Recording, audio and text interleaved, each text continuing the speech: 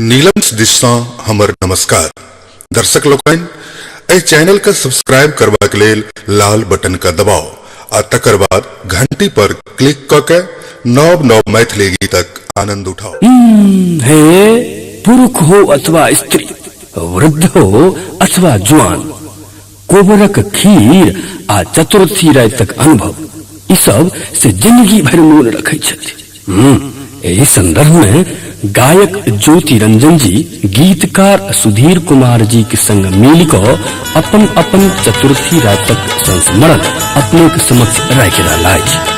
कृष्ण कुमार चौधरी आ नीलम कैसेटक प्रस्तुति चतुर्थी के रात सुनी आ ज्योति रंजन जी के मधुर स्वरक संग संग अपन अपन चतुर्थी के रात के स्मरण करी आ मने मन गुड़ चौड़ खाई। पिया के ससुररिया ने निकला गई गे दैया, पिया के ससुररिया ने निकला गई गे दैया, नहीं निकला गई गे दैया, नहीं निकला गई गे दैया, बिन पिया के ससुररिया नहीं निकला गई गे दैया, बिन पिया के ससुररिया नहीं निकला गई गे दैया।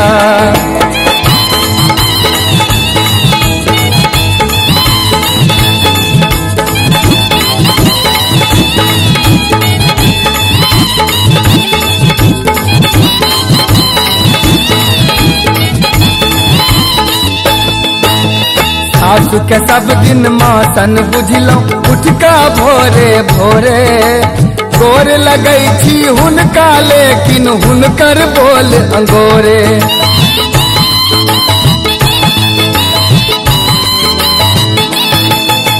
सासु के सब दिन मासन बुझलो उठका भोरे भोरे, गोर लगई छी हुनका लेकिन हुनकर बोल अंगोरे। रही रही सासू हमरा ठुनका, रही रही सासू हमरा ठुनका मारे गे दैया, बिन पिया के ससुररिया नहीं निकला गई गे दैया, बिन पिया के ससुररिया नहीं निकला गई गे दैया।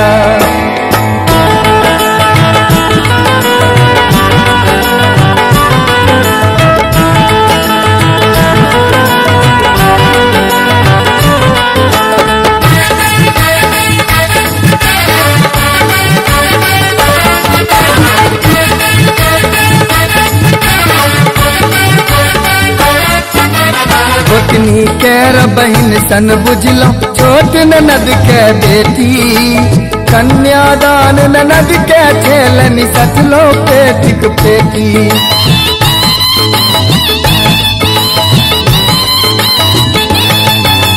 गोतनी केर बहिन सन बुझलो छोट ननद के बेटी, कन्यादान ननद के छेलनी सचलो पेटी पेटी।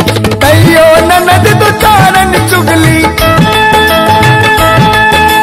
कहियो ननद तो चारन चुगली लारत गे दैया, बिन पिया के ससुररिया नहीं निकला गई गे दैया, बिन पिया के ससुररिया नहीं निकला गई गे दैया।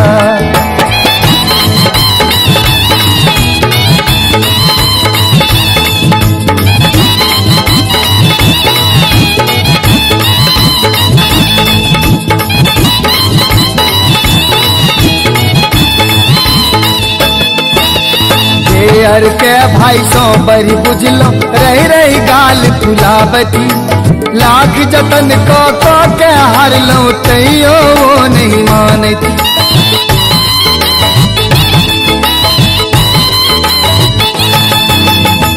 हर के भाई सो बरी बुझलो रही रही गाल फुलावती, लाख जतन को के हार लो तैयो वो नहीं मानती। कहूँ की रही रही तेर हिस्सा, कहूँ की रही रही तेर हिस्सा मांगे गे दैया, बिन पिया के ससुररिया नहीं निकला गई गे दैया, बिन पिया के ससुररिया नहीं निकला गई गे दैया, नहीं निकला गई गे दैया, नहीं निकला गई गे दैया, बिन पिया के ससुररिया नहीं निकला गई गे दैया, बिन पिया के ससुररिया नहीं निकला गई गे दैया, बिन पिया के ससुररिया नहीं निकला गई गे दैया, बिन पिया के ससुररिया।